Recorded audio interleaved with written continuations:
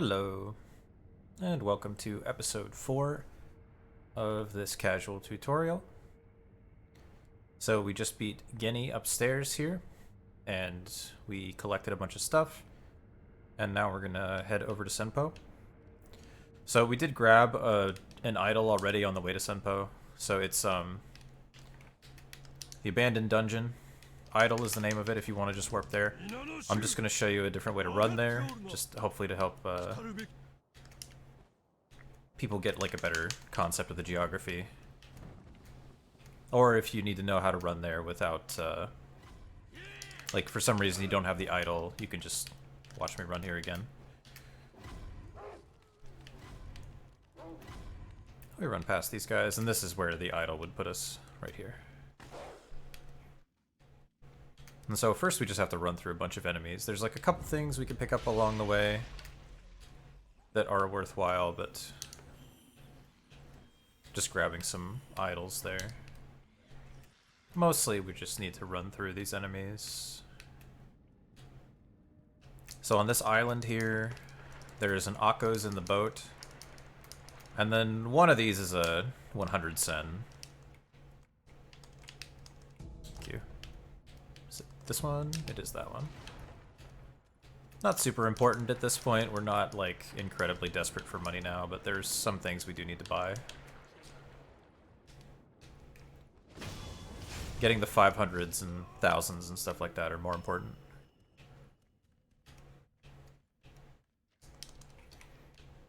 Now we have to wait for the elevator, unfortunately.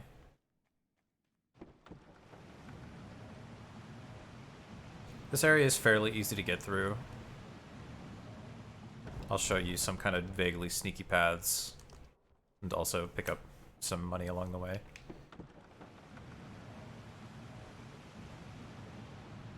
Whee! Okay.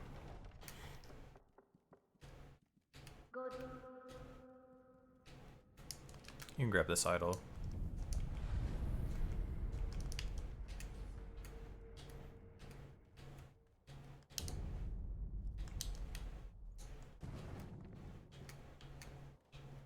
So if you just kind of stick to the side here, you can crouch if you want. It's mostly not necessary. These guys also don't do a particularly good job of catching you if you just want to run by them. But you can mostly avoid their aggro as well by, like, crouching. Like so.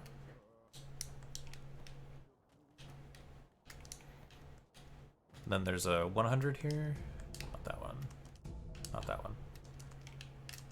There it is. Then there's a 500 up here.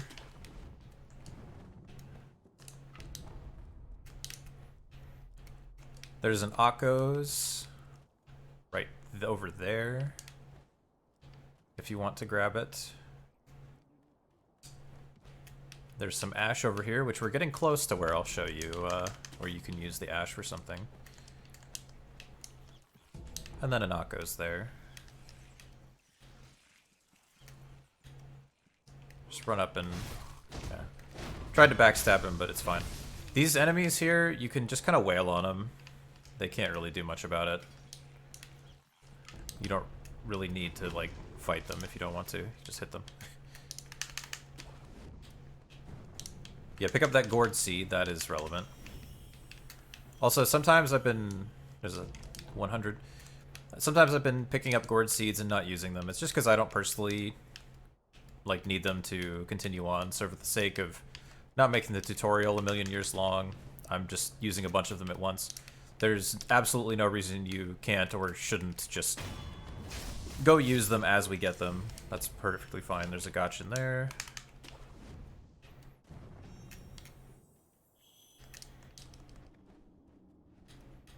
There's nothing else you can do with gourd seeds other than upgrade your healing with them, so there's no reason not to do it casually when you want to. And then we'll go ahead and grab... oh, we have this already. Yeah, because we grabbed it after Guinea, but you get Ascending Carp. Oops. I actually want to go down here first. Because there is another Gotchin here. And we will actually be doing a strat with a Gotchin. Actually, 2 strats with Gotchin. So I'm showing you way more Gotchin pickups than you need, like technically, but you know, that way there's some room for error if you mess up a strat multiple times, something like that. Because I don't want you to have to do every single strat, like, first try. Alright, and then this is, well, the Armored Knight, technically, or the Armored Warrior, but everyone calls him Robert or Roberto, as you'll see, even though that's actually would be the name of his son, if anything. So you can't actually, like, deathblow him like normal. Instead, what we want to do is posture break him and then push him off the edge. Because there's all those railings there you can see, but those are destructible. So we need to get him to hit them and then, like, push him off.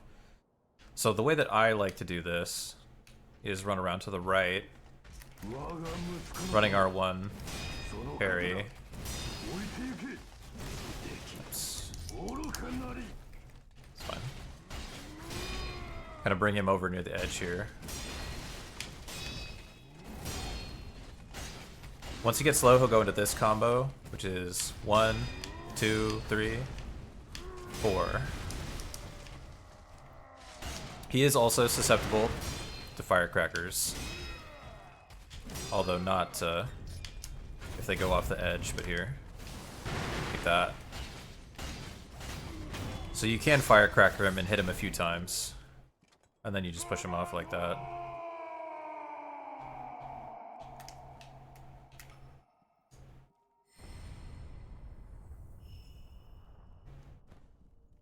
Yeah, not the most difficult fight. It may take you a few tries.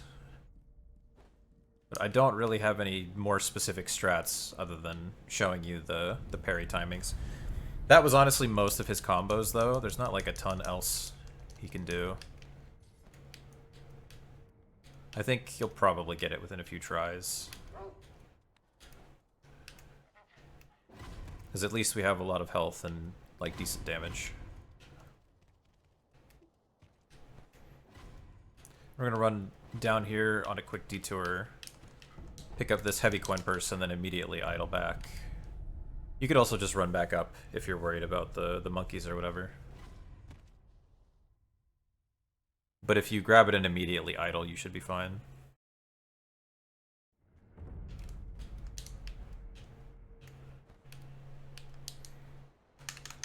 Then we'll head on over to monkeys. There's a mini-boss down there. I wouldn't recommend fighting it right now. You could, though, if you want a bead that badly, but the way the bead routing kind of works out, it won't get you extra health right now anyway.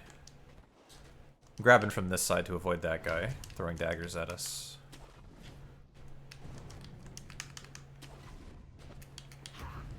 I'm gonna hop up here just to... Okay, didn't quite get enough distance to death blow that guy, but... Again, same thing as before. These guys you can really just...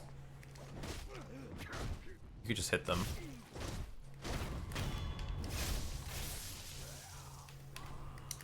They can't really do much about it. And here's where we're gonna do a Gotchin strat. So you see I can grapple there. On the sides here. And then I'm going to use this ninjutsu. We got this from killing Geni. So what ninjutsus do is they're...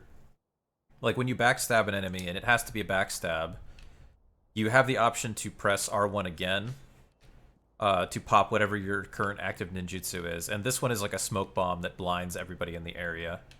And so that's what we're going to use for this. So make sure you have that equipped. It costs 6 spirit emblems to use each of them. So it does require spirit emblems, and we are going to use a Gotchin here. Now this isn't strictly necessary, but there's a 1,000 sen purse we get from doing this, so that's why I'm showing you how to do it here. But it should be consistent. We're going to Gotchin. Jump over. I'll go to this one, not that one. Come between these 2 pillars so that they can't see me here. Doesn't matter which one you stab. Pop the ninjutsu, you see that red circle? That shows me that I can use the ninjutsu. Then we're going to crouch and hide over here. We're going to wait till he walks past that railing there.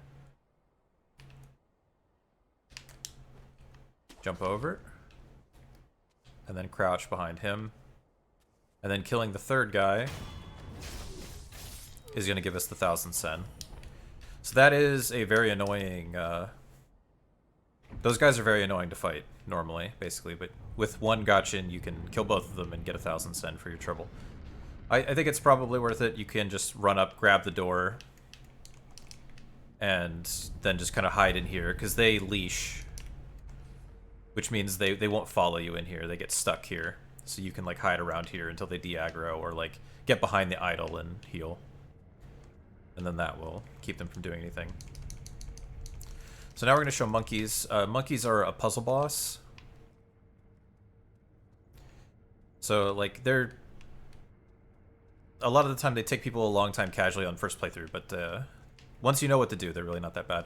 I'm going to show you several ways to deal with them. The easiest way is to just use a gotchin sugar.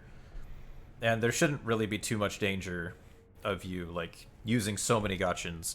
Because like I said, we've been picking up way more than we need. So we've got 12 here, extras. Should be totally fine. But I will show casual gotchinless strats after. And I'll show the speedrun gotchinless strat after too, just kind of for fun.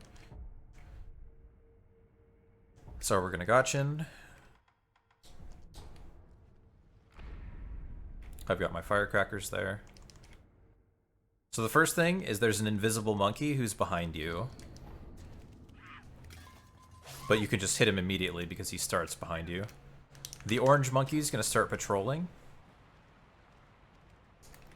So we're just going to go catch him. And then here's green monkey. Just dash up and firecracker him. Wow, he backstepped the firecrackers to iframe them. That's funny. But still caught him. And then you just zip up here behind the purple monkey. And that is the whole fight. So, like I said, very easy to do in one gotchin. But just in case things mess up or whatever, I will show ways to do it without gotchin.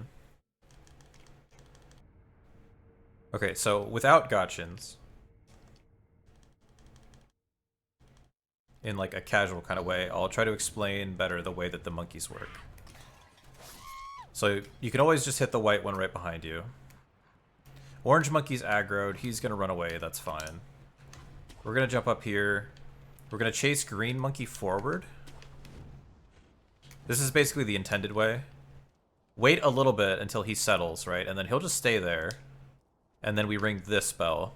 And that kills green monkey. Or, well, it breaks his posture. And then we can just do that. So now purple monkey sees us.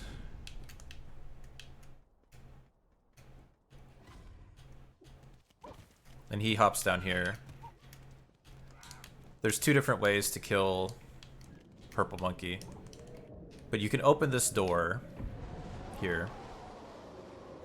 And then there's an item that the game gives you which will reset the monkeys and your position, but doesn't like revive them.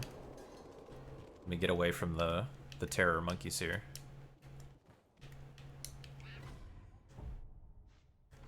Because the purple monkey has really good sight, so he sees you from really far away.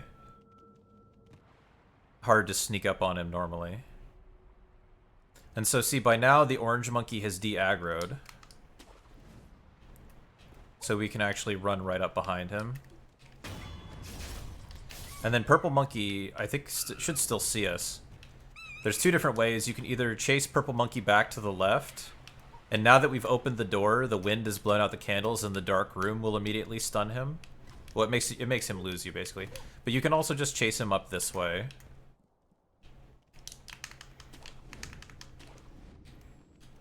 And see, he has no idea now that we're here. You can just bully him. Easy peasy. So those are kind of the intended ways, more or less, to take out the monkeys. The orange one, you just get behind him. It's the orange monkey, he alerts the others is his thing, but he himself is not super perceptive. So I'll just go ahead and show the speedrun strat. I don't recommend it, but it's cool, and I'll show it. The gotchinless version. So for the gotchanless, the speedrun strat here, it's going to start out the same. Kill this monkey behind us. I'm looking for a specific board here that I'm going to jump at. 2 R1s and buffer grapple to get my consistent grapple timing. That's going to allow me to bump both of them like that, and then I got to do very specific... Need my shurikens actually for this. I have to do like very specific kind of attack movement to hit both of them and keep them stun locked, and then 4 shurikens to finish off Purple Monkey. Because he was going to start running this way, but I killed him before he could. So that is the gotchanless speedrun strat, but it is pretty difficult, as you could imagine. But it's cool, so I showed it. And it's just faster than the like casual gotchanless I showed you. That's like pretty much it, so not a good reason to do it anyway. But it looks sick. Now we get the Mortal Blade from this child. And this is very strong. So this is the main combat art we're going to want to use here, is Mortal Draw. It is very strong. And then in order to use it and help make it strong, one, we're going to use the attack power that we get from monkeys. So that's the thing, like doing, like you can't do monkeys before Genny is the thing. Well, you can, but you like break the game, and you have to do a bunch of other speedrun stuff to break it, like to unbreak it. And you have to do speedrun stuff just to get here in the first place. So don't do that casually. You have to kill Genny and then come here. But you pretty much want to come kill monkeys as soon as possible once you have done that, because you get a lot of... you get like just a free attack power boost basically from monkeys, because your attack power on monkeys itself doesn't matter at all. And then for skills, we want to get Whirlwind Slash, Midair Deflection, and then Midair Combat Arts. So Mortal Draw on current patch is very strong in general. It actually used to be weaker on old patch, but they buffed it. But there's also a strange interaction that's specific to Mortal Draw, where you do more damage with it if you jump and Mortal Draw. And so that's something we can make use of for some fights. I'm not going to do too many strats that are 100% reliant on Mortal Draw. It's the main thing we use in the speedrun. But there are some places where you can get very fast kills on mini bosses especially. And then there's a lot of places like on normal bosses where you can work in Mortal Draw punishes. Especially when enemies do sweeps. Instead of doing the jump kick, you can do jumping Mortal Draw to punish a lot of sweeps instead. Especially if you just do single Mortal Draw. So I will show some places where that can be used to speed up fights. But again, I'm not going to be making you rely on strats that only use Mortal Draw. Then each Mortal Draw use costs 3 Spirit Emblems. And it's a 2-hit combo, normally. But if you're doing like jumping Mortal Draw, only the first Mortal Draw in the combo will get the jump boost. So keep that in mind as well. But yeah, quick episode, quick boss. So I think we're gonna end this one here for today. But I had fun. Hope you guys did too. I will see you in the next one.